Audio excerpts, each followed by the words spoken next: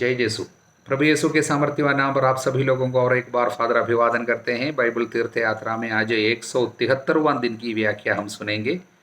पहला इतिहास ग्रंथ का अध्याय 7 और 8 है, स्तोत्र संग 131 और एफेसियों के पत्र अध्याय 5। हालेलुया। 7वां अध्याय पहला इतिहास ग्रंथ का वंशावली जारी है, हम लोग देखते आए हैं। और 7वां अध्याय में इस्साकार वंश, बेनियामिन वंश, नफ्ताली, मनासे, एफ्राइम और आशेर वंश की बारे में उनकी सूचिका हम लोग पढ़ते हैं, वंशावली पढ़ते हैं। उसके पहले हम लोगों ने यूदा, सिमेयोन, रूबन, गाद, लेवी वंश के बारे में भी पढ़ा। तो पूरे मिलाकर जब देखते हैं 2 वंश दिखाई नहीं देता, बाकी सब है, जबुलून और दान। यहाँ पर इतिहास ग्रंथकार उनके विषय में कुछ नहीं बोलता है। हालेलुया। कारण क्या है उसके विषय में हमको पता नहीं है, किंतु दान के बारे में हमको पता है। ये दान वंश जो ने सबसे पहले मूर्ति पूजा को प्रामाणिकता दिया था, मूर्ति पूजा को ऑफिशियली शुरू किया था। दान जब अपने एक कॉलोनी बनाए थे, लाइश नामक जगह को अपने कब्जे में किया, उस जगह को दान नाम दिया था। वहाँ पर उन्होंने राजा जरोबाओम के जरिए बनाए गए सोने के बछड़े 2 थे, उसमें एक को वहाँ पर जाकर स्थापना किया और मूर्ति पूजा को शुरू किया था। Hallelujah. State sponsored idol worship. Hallelujah. तो इस तरह दान वंशजों ने सबसे पहले अपने को अपवित्र कराए थे, उसके बाद सारे जगह में फैल गए। कैसे भी वो दान को इसलिए शायद हम पर छोड़ दिया होगा। प्रकाशना ग्रंथ के अध्याय 7 में हम लोग कुछ चुने हुए लोगों के बारे में, कृपा पात्र, प्रभु के कृपा पात्र के विषय में हम लोग 7वां अध्याय में पढ़ते हैं। प्रभु कुछ लोगों को उनके मस्तक पर मुहर लगाकर चुनते हैं और उनके विषय में 5 से लेकर वचनों में इसराइलियों के सभी वंशों से प्रभु ने 1,44,000 को चुना था। यूदा वंश के 12,000, रूबेन वंश के 12,000, गाद वंश के 12,000, आसर वंश के 12,000, नफ्ताली के 12,000, मनासे के 12,000, सिमेयोन के 12,000, लेवी के 12,000, इसाकर के, जबुलून के और यूसुफ वंश के 12,000, बेनियामिन के 12,000। यहाँ पर भी दान केवल नहीं है, बाकी सब लोग हैं। तो दान को छोड़ देने के कारण शायद यही है, मूर्ति पूजा के द्वारा अपने को अपवित्र किया था, उनका नाम लिस्ट में नहीं है। हालेलुया। एक चेतावनी हो सकती है। 8वां अध्याय में बेनियामिन के विषय में और कुछ, बेनियामिन के बारे में 7वां अध्याय में लिखा है, लेकिन 8वां अध्याय में और उनके विषय में लिखता है। इसका मतलब इतिहास ग्रंथकार बेनियामिन को अधिक महत्व देता है। सबसे पहले यूदा से शुरू किया था। यूदा के विषय में कम से कम 1-2 अध्याय में पूरा हम लोग पढ़े थे, तो वहाँ पर यूदा को अधिक महत्व दिया। अंत में जाकर देखिए 8वां अध्याय में ये इतिहास ग्रंथ के वंशावली का अंत है, तो अंत में बेनियामिन को महत्व देता है।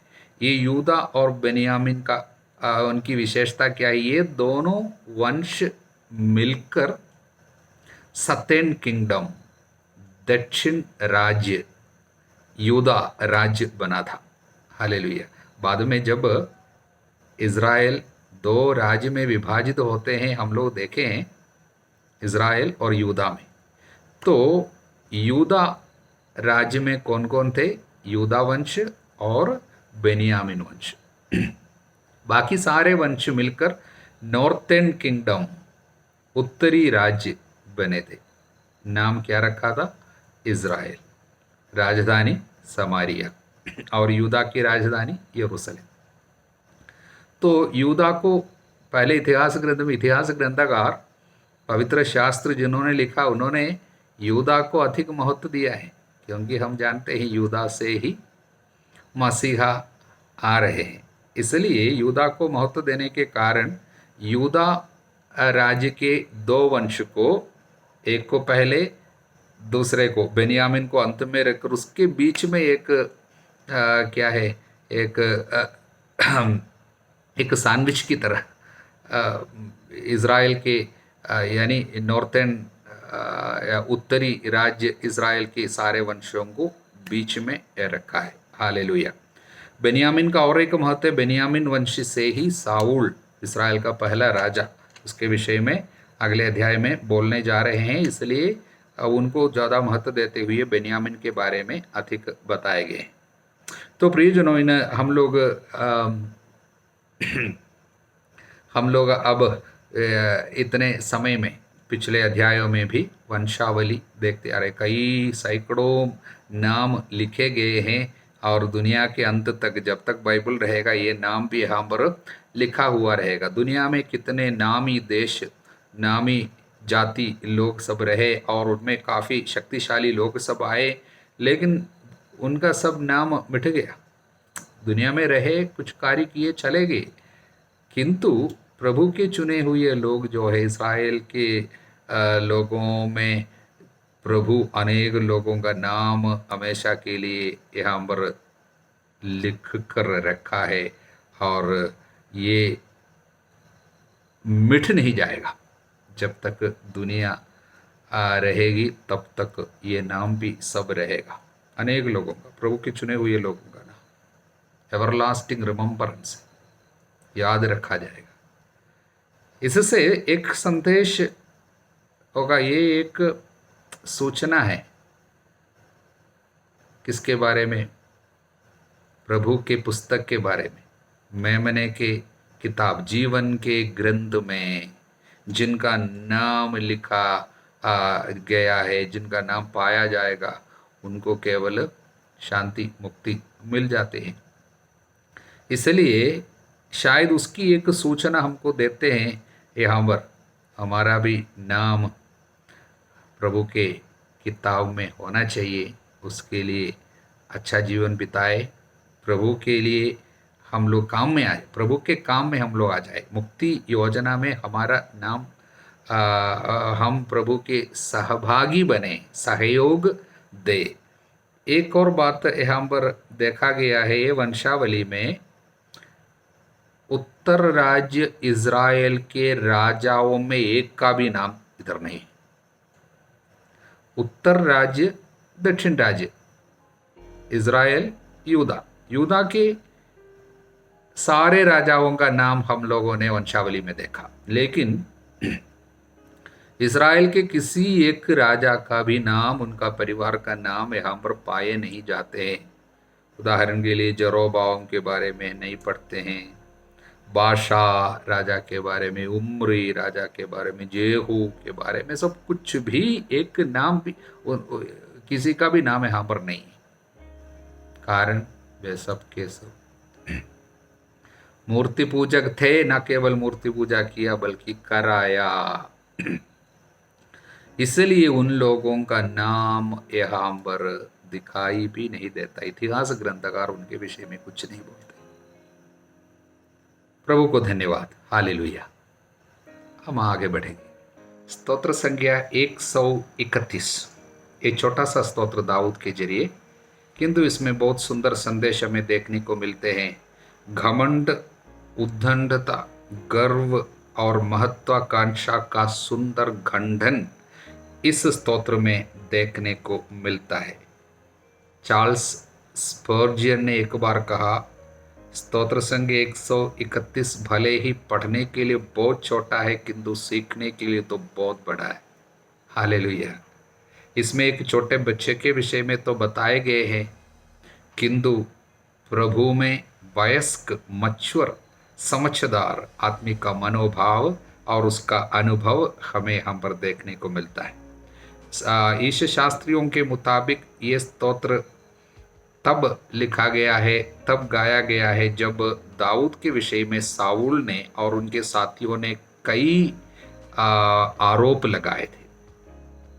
उन्होंने बताया कि दाऊद घमंडी है और राजा बनना चाहता है, ईश्वरीय नियुक्ति की बहाना बनाता है, किंतु अपने घमंड में, अपने स्वार्थ में वो बड़ा महत्वाकांक्षी है, वो राजा बनना चाहता किसी भी तरीके से। और इस तरह का दोष जब लगाया गया प्रभु के सामने, दाऊद आकर अपने को, अपने स्वभाव को, अपने अंतरतम की बात को प्रकट करते हैं। सबसे पहले वो कहते हैं, प्रभु मैं महत्वाकांक्षी नहीं हूं, मेरे हृदय में घमंड नहीं है। जब किसी व्यक्ति पे, हम लोगों पर भी कोई झूठा आरोप लगाते हैं, दोष लगाए जाते हैं, हम लोगों को भी इसी तरह दाऊद की तरह कार्य करना है, प्रभु के पास आना है। प्रभु से कहता है, प्रभु मेरे हृदय में अहंकार नहीं, मैं महत्वाकांक्षी नहीं हूं, मैं बड़ी बड़ी योजनाओं के फेर में नहीं पड़ा, और मैंने ऐसे कार्यों की कल्पना नहीं की जो मेरी शक्ति के परे। ये सब मैंने सोचा नहीं। मैं कौन था? मैं तो एक चरवाहा केवल था।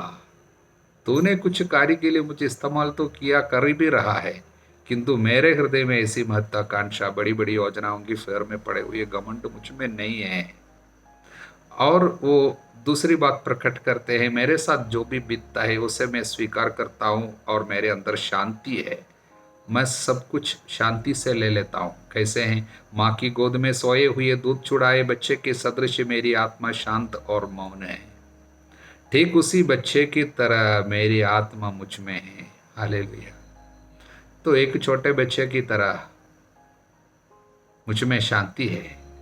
माँ के सीने पे सोने वाले बच्चा कितना, माँ के गोद में जब सोते हैं बच्चा कितने शांति में है, बच्चे कोई चिंता नहीं। उसी तरह भले ही मेरे चारों ओर तकलीफ हो रही है, कई लोग दोष लगा रहे हैं, मेरे ऊपर आक्रमण हो रहे हैं, साउल तो मेरा जान लेना चाहते हैं, किंतु उसके बावजूद मैं उस बच्चे की तरह, मेरी आत्मा मुझ में है, मैं प्रभु पर भरोसा रखता हूँ।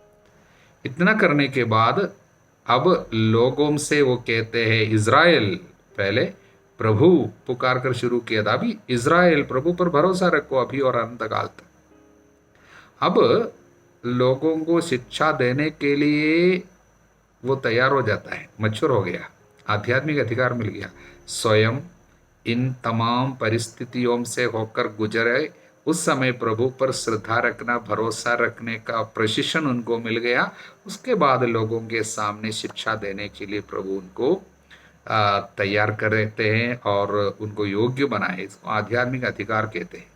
स्वयं हमको पहले जाना पड़ता है, भरोसा रखना पड़ता है, उसके बाद भरोसे की बातें लोगों को सिखा सकते हैं। सुंदर स्तोत्र 131। प्रभु को धन्यवाद।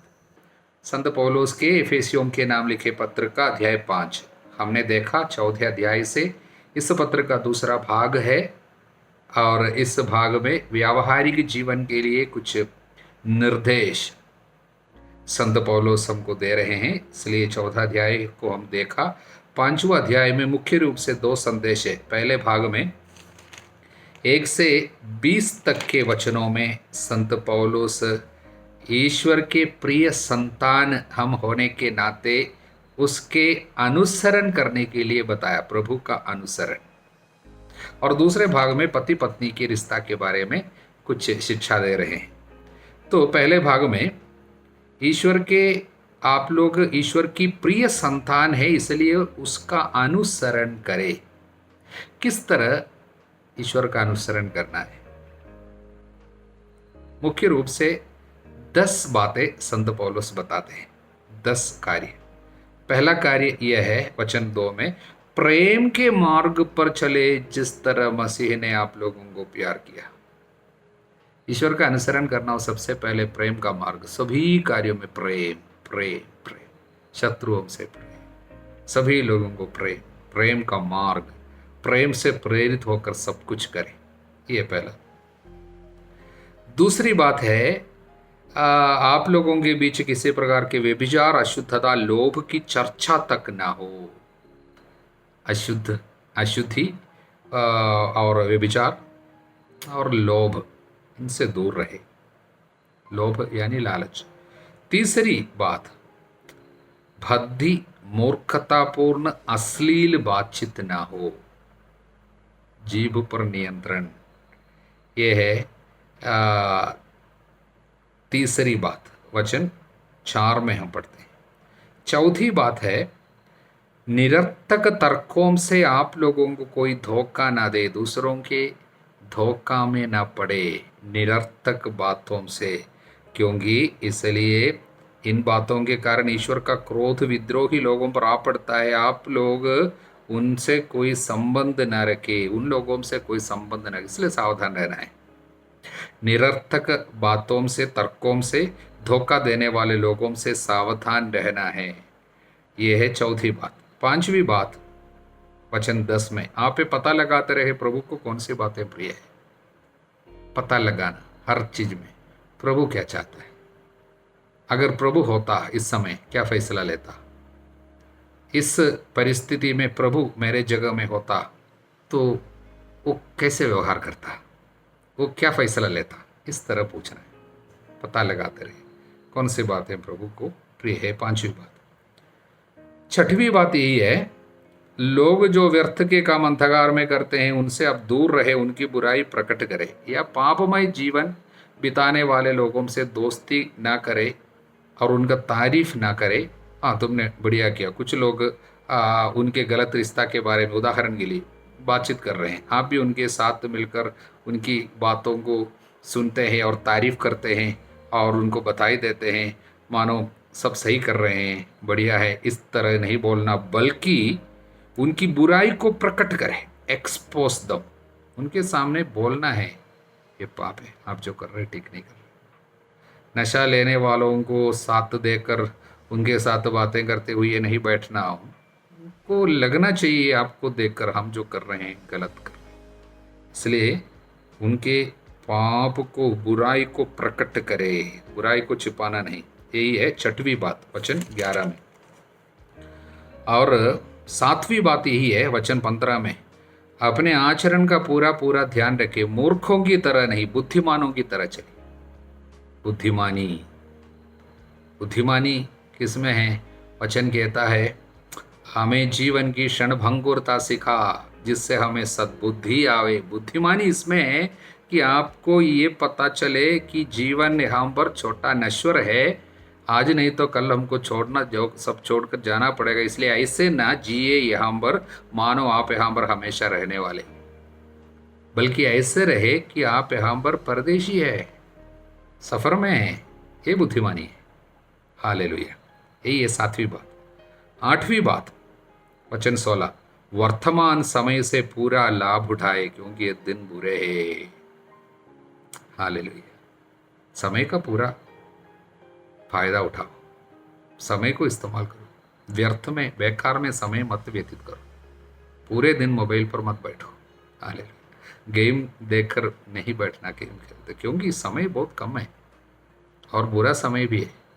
इसलिए आप समय का पूरा इस्तेमाल करें, प्रार्थना में, वचन पढ़ने में, दूसरों की भलाई करने में, माता पिता के साथ बात करने में, भाई बहन को आदर सम्मान देने में, अच्छी दोस्ती बनाने में, सब समय बताओ। समय बहुत कम है।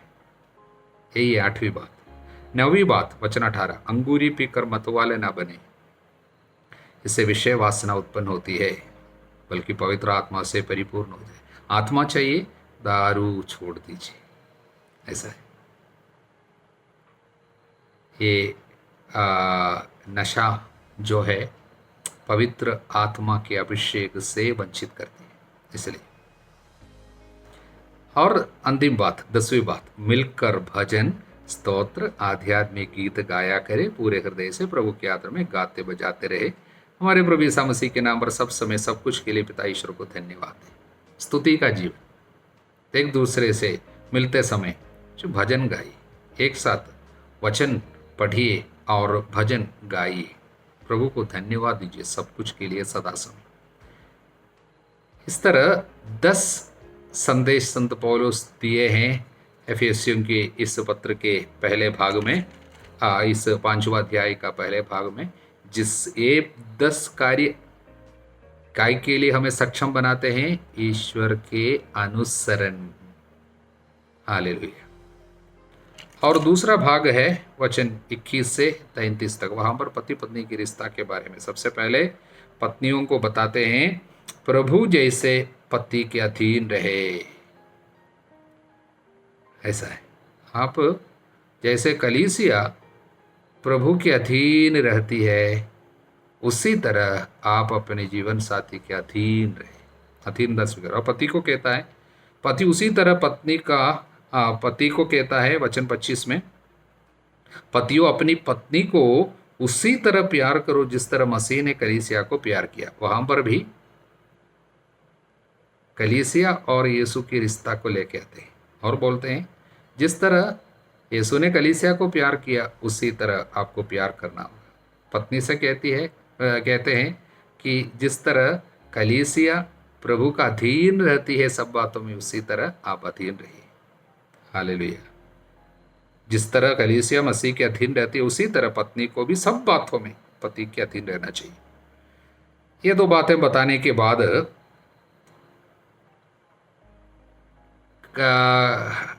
संत पौलुस प्रकट करते हैं सच में विवाह का रिश्ता क्या है, शादी की रिश्ता। ये जो शादी एक संस्कार है, विवाह संस्कार, वो संस्कार का अर्थ क्या है ये हमारे सामने रख रहे हैं। संत पौलुस उत्पत्ति ग्रंथ का वचन लेके आते हैं, पुरुष अपने माता पिता को छोड़ेगा, पत्नी के साथ रहेगा, वे दोनों एक शरीर हो जाएंगे। प्रभु ने बोला था यह एक महान रहस्य मैं समझता हूँ, ये मसीह और कलीसिया के संबंध की ओर संकेत करते हैं। संत पौलुस कहता है पति पत्नी की रिश्ता विवाह को समझना हो, उसका आध्यात्मिक रहस्य को समझना हो तो आपको यीशु और कलीसिया की रिश्ता के बारे में सोचना है। पति पत्नी की रिश्ता तुरंत सोचना यीशु कलीसिया की रिश्ता है। और ये किस लिए था, पिता ने यीशु को किस लिए भेजा, कलीसिया के साथ क्या करने के लिए यीशु को पिता ने भेजा। वचन में 25 से लेकर, जिस तरह मसीह ने कलीसिया को प्यार किया उन्होंने उसके लिए अपने को अर्पित किया जिससे वह उसे पवित्र कर सके। पति पत्नी की रिश्ता का मतलब है एक दूसरे को पवित्र कर सके, वचन तथा जल के स्नान द्वारा शुद्ध कर सके। पवित्र शुद्ध वचन के द्वारा, क्योंकि वह एक ऐसी कलीसिया अपने सामने उपस्थित करना चाहते थे जो महिमा में हो, जिसमें न दाग हो, न झुर्री को, न कोई दूसरा दोष, जो पवित्र और निष्कलंक हो। पति पत्नी की रिश्ता क्या है, यही है, एक दूसरे को पवित्र बनावे, दूसरे उस व्यक्ति में महिमा आ जावे और ना उसमें दाग हो, ना झुर्री हो, ना तो कोई दूसरा दोष, एक साथ रहते हुए उसको पवित्र बनाए, निष्कलंक बनाए। उसके लिए यीशु को क्या क्या करना पड़ा, क्रूस उठाना पड़ा, हाथ उठाकर प्रार्थना करना पड़ा, कलवारी पे हाथ फैलाकर अपना जीवन समर्पित करना पड़ा, जीवन भर अत्याचार सहना पड़ा, क्षमा निरंतर देता रहा, प्यार करता रहा। ये सारा कार्य अब बीच में छोड़कर नहीं गया। हालेलुया। उनको पसीना खून में बदलना पड़ा, फिर भी छोड़ा नहीं। इसलिए पति पत्नी के लिए, पत्नी को पति के लिए सब करना होगा। हालेलुया। सुख भोगने का जीवन, शारीरिक संबंध के लिए जीवन नहीं है ये पति पत्नी की रिश्ता जो है, एक दूसरे को पवित्र करने की रिश्ता है, एक दूसरे की पवित्रता के लिए मेहनत करने की रिश्ता है। उसी को कहता है पति पत्नी के रिश्ता, यानी विवाह का ये रिश्ता जो है यही है। हालेलुया। प्रभु को धन्यवाद। ये 2 संदेश एफेसियों के अध्याय 5 में है। बहुत सुंदर संदेश हमको मिले हैं इस अध्याय से। प्रभु को धन्यवाद। हालेलुया। हमारे प्रभु यीशु मसीह की कृपा, ईश्वर का प्रेम, पवित्र आत्मा का साहचर्य आप सभी लोगों के साथ बनी रहे, अब सदा सर्वदा अनंत काल तक। आमीन। जय यीशु।